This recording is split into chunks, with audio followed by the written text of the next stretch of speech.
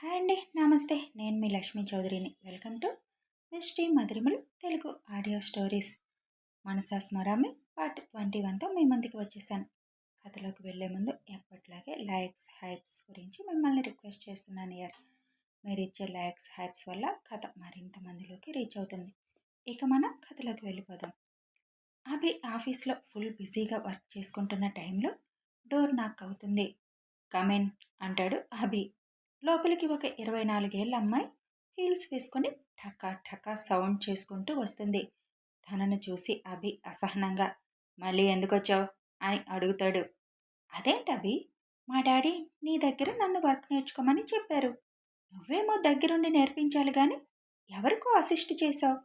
అతను నాకు బాగా నేర్పటం లేదు. అందుకే నేను నీ దగ్గరే నేర్చుకుంటాను అని అభి దగ్గరగా వస్తుంది.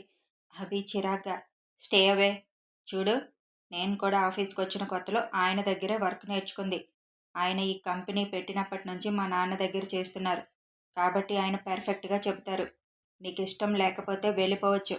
నీకు కూర్చోబెట్టి వర్క్ నేర్పడానికి నాకంత టైం లేదు. నేర్చుకుంటే ఆయన దగ్గర నేర్చుకో, లేకపోతే ఇక్కడి నుంచి వెళ్ళిపోవచ్చు అంటాడు అభి.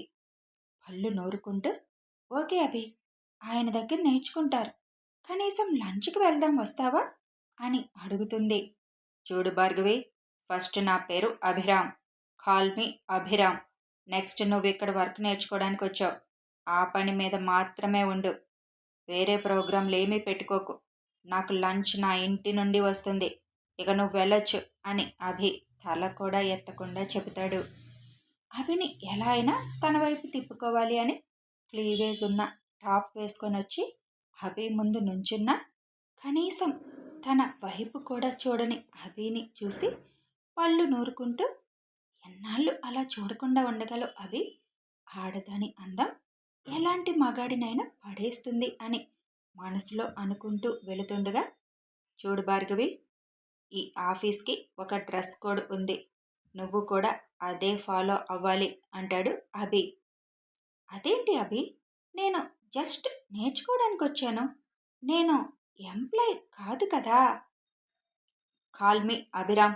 ఎన్నిసార్లు చెప్పాలి? అండ్ నువ్వు నేర్చుకోవడానికి వచ్చిన ఈ ఆఫీస్లో అడుగు పెట్టాలి అంటే అదే రూల్. అర్థమైందా అంటాడు అభి. ఓకే అంటూ కోపంగా అక్కడి నుంచి వెళ్తుంది. అదే టైంలో సుబ్రహ్మణ్యం గారు అభి క్యాబిన్కి వస్తారు. సార్, ఈ ఫైల్ మీద సైన్ చేయాలి అని అభి ముందు పెడతాడు. అంకుల్, మిమ్మల్ని సార్ అని పిలవద్దని ఎన్నిసార్లు చెప్పాను? మీరు చెప్పినా నేను ఇక్కడ ఎంప్లాయ్ని బాబు, ఇలాగే పిలుస్తాను. మీరు మారరు అంకుల్. సుబ్రహ్మణ్యం నవ్వుతూ మీరు నన్ను అంకుల్ అని పిలవడమే ఎక్కువ. నేను మిమ్మల్ని పేరు పెట్టి పిలవలేను అంటారు. పోనీ ఆ బాబు ఏదో అంటున్నారు కదా, అదే అనండి. అలాగే అభిరామ్ బాబు. బాబు, ఆ అమ్మాయి వర్క్ నేర్చుకునే బాపత్ కాదు. అసలు నా మాట వినటం లేదు. అది నాకు తెలుసు అంకుల్. తను వచ్చింది నా కోసం. తొందరగా పెళ్లి చేసుకో బాబు. ఇలాంటి వాళ్ళందరి గోల తప్పుతుంది అంటారు సుబ్రహ్మణ్యం. అభి చిన్నగా నవ్వుతాడు. సరే బాబు, నేను వెళతాను అని ఆయన లేస్తారు. అంకుల్, మీతో ఏమైనా ఎక్స్ట్రాగా మాట్లాడితే మీరు ఊరుకోకండి. కనీసం నాకు అయినా చెప్పండి. అలాగే బాబు అని ఆయన అక్కడి నుంచి వెళ్ళిపోతారు. అభి సీటు వెనక్కి వాలి కళ్ళు మూసుకొని ఆల్రెడీ పెళ్ళైపోయింది అంకుల్. తను కనిపిస్తే చాలు, ఇలాంటి వాళ్ళు ఎంతమంది వచ్చినా నన్ను కొంచెం కూడా చేరలేరు. అభి వినయ్కి కాల్ చేస్తాడు.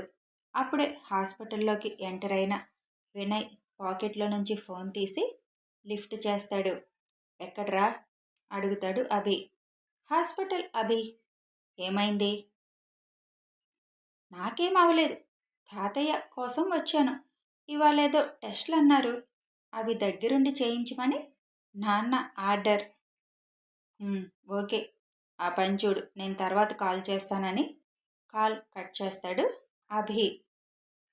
బిల్ కౌంటర్లో బిల్ పే చేయడానికి కార్డు తీసి ఇస్తాడు వినయ్. అదే టైంలో వాళ్ళ నాన్న టెస్ట్ల కోసం బిల్ పే చేయడానికి అవని అక్కడికి వస్తుంది. వినయ్ బిల్ పే చేసి కార్డ్ పాకెట్లో పెట్టుకుంటాడు. కానీ అది కింద పడుతుంది. వినయ్ అది చూసుకోకుండా ముందుకు వెళ్ళిపోతాడు. వెనకే ఉన్న అవని ముందుకి వచ్చేసరికి కాలుకి ఏదో తగిలి కిందకి చూసేసరికి అక్కడ కార్డు ఉంటుంది. అది చేతిలోకి తీసి చూసి ముందు ఉన్న అతనిది అనుకుంటా అని చూసేసరికి కొంచెం ముందుకు వెళ్ళిపోయి ఉంటాడు వినయ్. వెంటనే అవని ఫాస్ట్గా వినయ్ ముందుకు వెళ్తుంది. సడన్గా ఒక అమ్మాయి తన ముందుకి వచ్చేసరికి వినయ్ ఏంటి అన్నట్టు చూస్తాడు. అన్నా, మీ పేరేంటి అని అడుగుతుంది అవని. ఎందుకు అన్నట్టు చూస్తాడు. కానీ అన్న అన్నది కదా అని వినయ్ అని చెబుతాడు. వెంటనే కార్డు మీద పేరు చూసి ఇది మీదే కదా అని అడుగుతుంది. హా అని జోబులో చెక్ చేసుకుంటాడు. బిల్ కౌంటర్ దగ్గర కింద పడింది. మీదో కాదో అని కన్ఫర్మ్ చేసుకోవడానికి పేరు అడిగాను అంటూ ఆ కార్డ్ వినయ్ చేతికి ఇస్తుంది. థ్యాంక్ యూ అని వినయ్ స్మైల్ చేస్తాడు. ఓకే అని అవని అక్కడి నుంచి వెళ్ళబోతుంటే చెల్లాయ్ మీ పేరేంటి అడుగుతాడు వినయ్. అవని అని నవ్వుతూ చెప్పి అక్కడి నుండి వెళ్ళిపోతుంది. నైస్ గర్ల్ అనుకుంటూ వినయ్ అక్కడి నుంచి వాళ్ళ తాతయ్య దగ్గరికి వెళ్ళిపోతాడు. తానే అభి వెతుకుతున్న అమ్మాయి అని తెలిస్తే బాబు ఏమైపోతాడో. అవని బిల్ పే చేసి వాళ్ళ నాన్న ఉన్న వైపు వెళ్ళిపోతుంది. అన్ని టెస్టులు రిపోర్ట్లు రాగానే వాళ్ళ నాన్నని తీసుకొని డాక్టర్ దగ్గరికి వెళ్తుంది అవని. అన్నీ చెక్ చేసిన కిరణ్ మెడిసిన్ రాసిచ్చి ఫస్ట్ ఒక 2 నెలలు ఈ ట్యాబ్లెట్ వాడాలి, తర్వాత కొంచెం ఫిజియోథెరపీ స్టార్ట్ చేద్దాం అంటాడు కిరణ్. ప్రాబ్లం ఏం లేదు కదా డాక్టర్ అడుగుతుంది అవని. ఏం లేదమ్మా, ముందు బ్రెయిన్ యాక్టివ్ అవ్వాలి, అందుకే ఈ మెడిసిన్.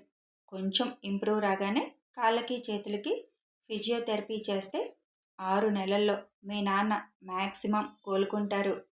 ఆ మాట వినగానే అందరూ చాలా హ్యాపీగా ఫీల్ అవుతారు. ఓకే డాక్టర్, మళ్ళీ ఎప్పుడు తీసుకురావాలి? 1 నెలకి మెడిసిన్ రాశాను, అవి కరెక్ట్గా వాడి నెల తర్వాత తీసుకురండి.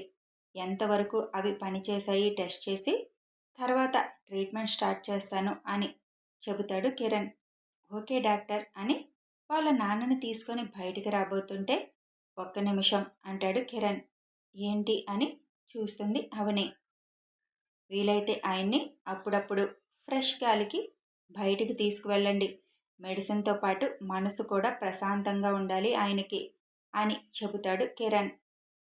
అలాగే డాక్టర్, తప్పకుండా అని చెప్పి అక్కడి నుంచి వాళ్ళ నాన్నని తీసుకొని బయటికి వస్తుంది అవని.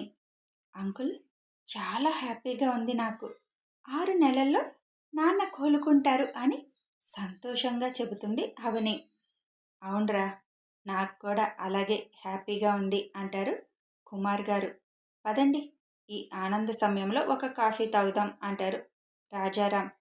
మీకైతే ట్రీట్ ఇవ్వాల్సిందే అంకుల్, ఇంత మంచి హాస్పిటల్కి తీసుకువచ్చినందుకు అంటుంది అవని. మీ నాన్న పూర్తిగా కోలుకున్నాక అప్పుడు పార్టీ చేసుకుందాం అంటారు ఆయన.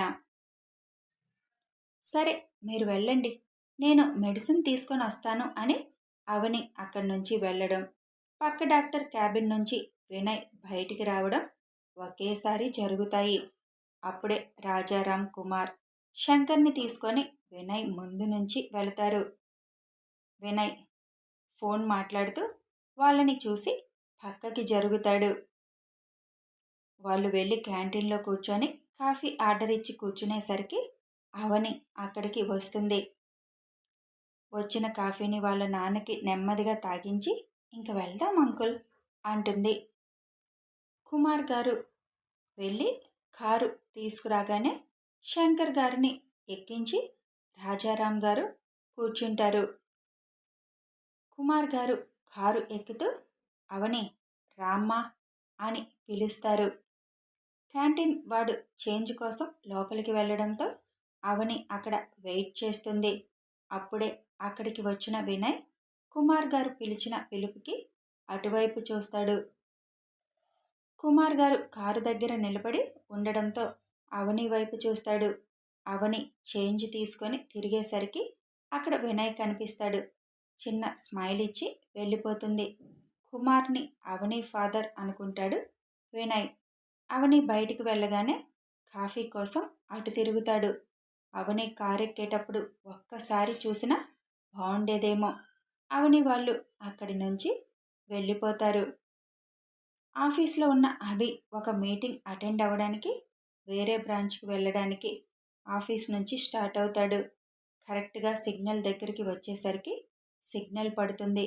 అభి కారుకి ఆపోజిట్లో అవని వాళ్ళ కారు ఉంటుంది. వాళ్ళ నాన్నతో నవ్వుతూ మాట్లాడుతూ ఉన్న అవని చుట్టూ గమనించదు. తన గుండెల్లో చిన్నగా అలజడి స్టార్ట్ అయినా అది అవని ఇప్పుడున్న హ్యాపీనెస్లో పట్టించుకునే స్థితిలో లేదు. అభి కారులో కూర్చొని ల్యాపీలో తన వర్క్ తాను చేసుకుంటున్నాడు. సడన్గా తన హార్ట్లో అలజడి స్టార్ట్ అయ్యింది. కానీ పాపం అభికి అది ఎందుకో అర్థం కాలేదు. కారణం తనకసలు ఆ మత్తులో అవనిని చూసినప్పుడు తనకి ఇలాగే జరిగిందని అభికి గుర్తులేదు. కానీ ఆ ఫీలింగ్ మనసుకి ప్రశాంతంగా అనిపిస్తుంటే ఒక్క నిమిషం కళ్ళు మూసుకొని అలాగే ఉండిపోయాడు. ఇంతలో సిగ్నల్ పడడంతో ఇద్దరి కార్లు ఎదురుగా మూవ్ అయ్యాయి. చాలా దగ్గరికి వచ్చేసరికి అభికి హార్ట్ బీట్ రైజ్ అవుతుంటే గుండె మీద చెయ్యి వేసుకుంటాడు. అవని వాళ్ళ నాన్నతో ఫుల్ మాటల్లో మునిగిపోయి ఉంది. సడన్గా తన హార్ట్ బీట్ పెరగడంతో అభి సార్ అని మనసులో అనుకొని తల తిప్పుతుంది.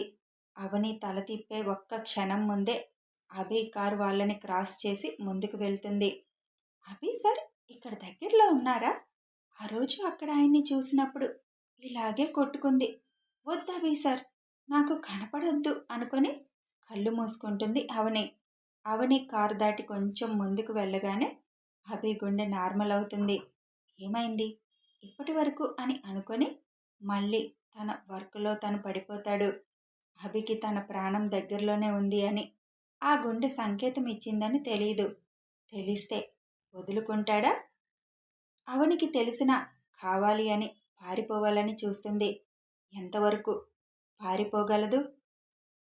వినయ్కి ఫ్యూచర్లో అవనినే అభి వెతికే అమ్మాయి అని తెలిస్తే ఎదురుగా వచ్చిన మనిషిని వదిలేశా అని తన తల దేనికి వేసి కొట్టుకుంటాడో. అభి అవని కంటిన్యూ. మరి ఈ దాగుడు మూతల సయ్యాట ఎన్నాళ్ళు జరుగుతుందో. మరి అభి అవనిని ఎలా గుర్తుపడతాడో తెలుసుకోవాలి అంటే ఫాలో అయిపోండి. వీడియో నచ్చితే లైక్ చేయండి, కామెంట్ చేయండి, షేర్ చేయండి, సబ్స్క్రైబ్ చేసుకొని సపోర్ట్ చేయండి. Thanks for watching and listening this video.